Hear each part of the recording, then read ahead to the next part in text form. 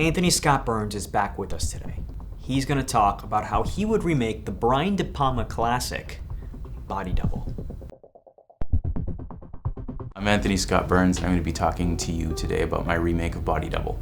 There's many reasons why I want to do it.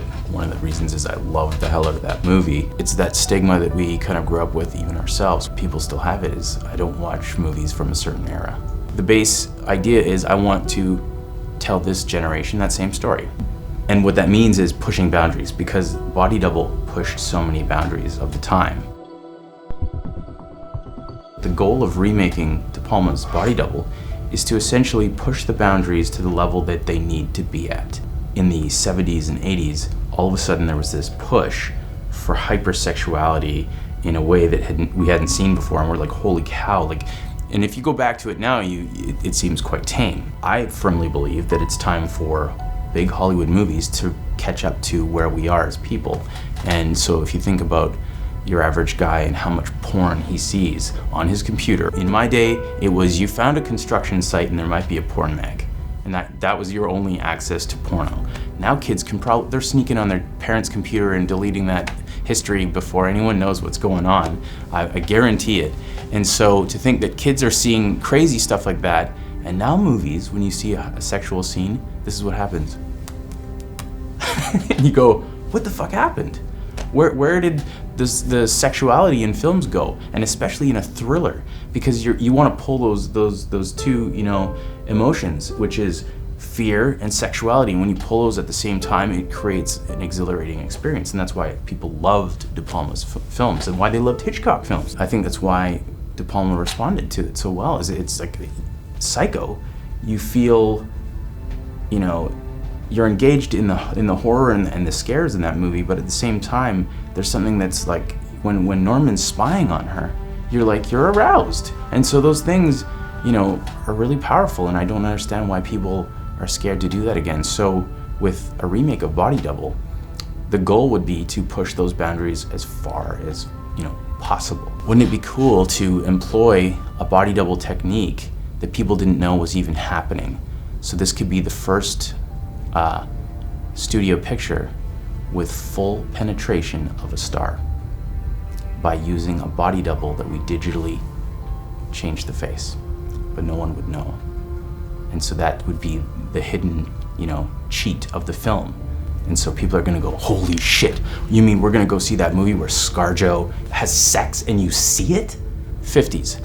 You mean we're gonna go see a movie where Janet Leigh's boobs are in a bra? Holy shit. 80s.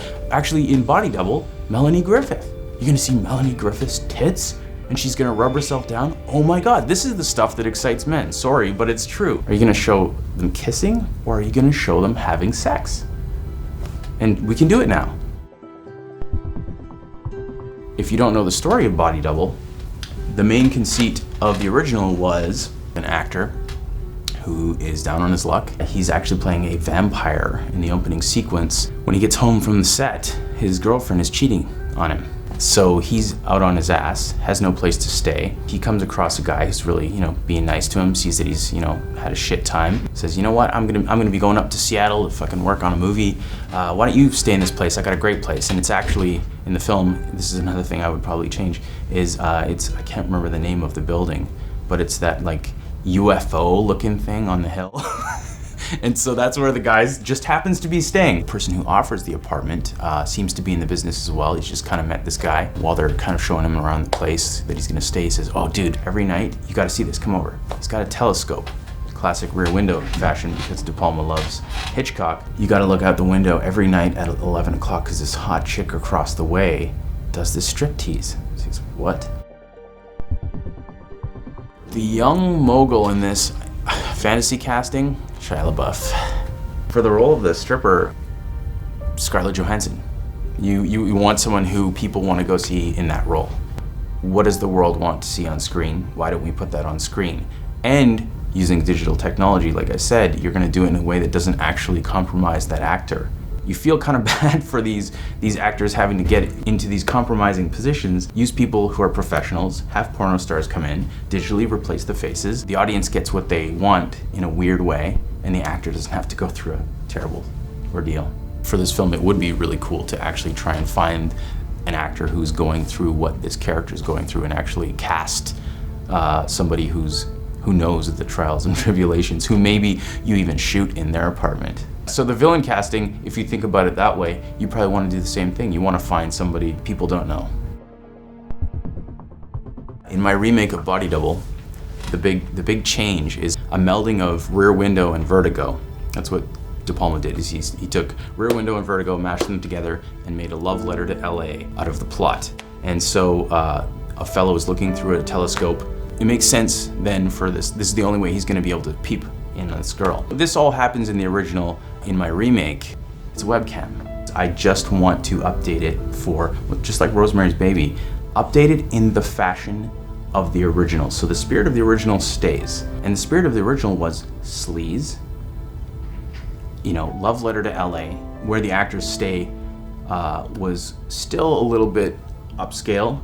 Now let's see where actors actually stay. Let's show, the apartments of these guys where they're struggling, they're trying to get parts in these movies. The big change for me is that it's now a webcam, which makes more sense. Every night at 11 o'clock, this girl gets on this webcam and does this crazy show. And he says, it's like clockwork every night, check it out. So he goes and he's, holy shit, this is amazing. Just like every person would. If you knew of this awesome freak show every night at 11 o'clock, and yes, Anthony's a pervert now. Yeah, because no one looks at porn. So first night, checks it out, oh my God, crazy. Second night, checks it out. In between those things, we get to see this guy go from, audition to, dinner with people who are his friends are doing well, et cetera, et cetera. Bottom line, one night, he gets on the webcam, looks like it's on, but different framing, subtle different framing, and he sees this girl. He finally gets to see her face. He sees someone else in the room kind of like treating her badly. Once he sees her face, he recognizes her, sees that, oh, this is a girl I've seen around town.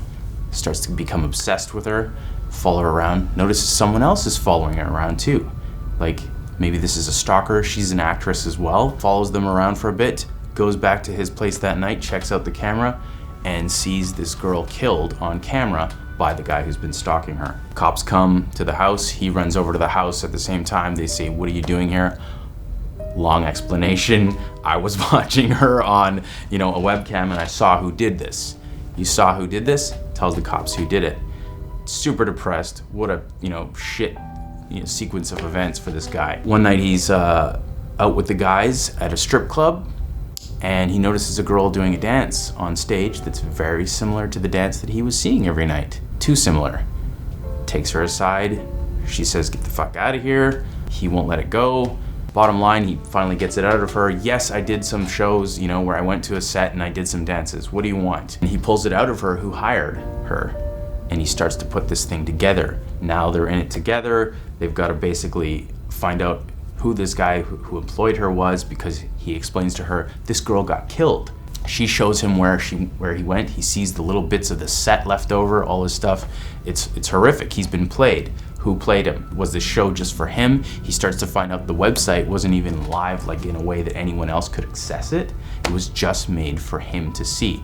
So how did that happen? The big reveal is that this fellow has been used to watch this video to be an alibi for somebody and say, when I was watching this webcam and this girl got killed by, let's say, a guy wearing this, or in the original he was killed by a native person. The idea is, he says, I saw the guy and this is what he looks like. Later on is that when he saw the kill, that was a real place.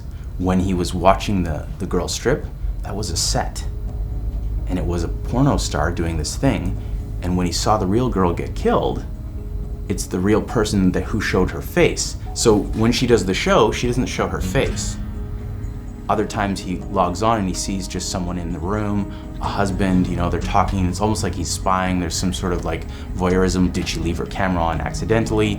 But it's all a setup by the husband to have him see this go down the way it is. And you find out that his landlord, or whoever originally kind of put him onto the website, is in fact this kind of Hollywood mogul who needed to get rid of his wife. Basically, his whole motivation is to just get away with murder and murder his wife and get off scot-free, and sets up this poor kid to be the alibi. He just needed to get rid of her in a way that didn't point at him. And so what he did is he used all the things he knows about to do this. He knows about film, he knows about sets, he knows about, setting up a piece of drama so that someone will watch it consistently, and then he's gonna watch it 11 o'clock at night. You put this thing in front of him, the guy's wearing a certain kind of mask, his skin is a certain color. He's gonna say, that guy did it. It was an Asian guy, a black guy, and Indian guy, whoever. He's gonna tell the cops that, but it's not some young white guy. In the end of the movie, I think, I can't remember in Body Double whether he kills the guy. The guy's own dog jumps out of the back of the truck and kills the guy. Haven't thought the ending through completely, but he will save the day. What if Tarantino made a Batman movie? They don't just exist in some writer's head. They're a little too out there. If you'd like me to keep making more, please share this with all your friends. I hope you enjoy them.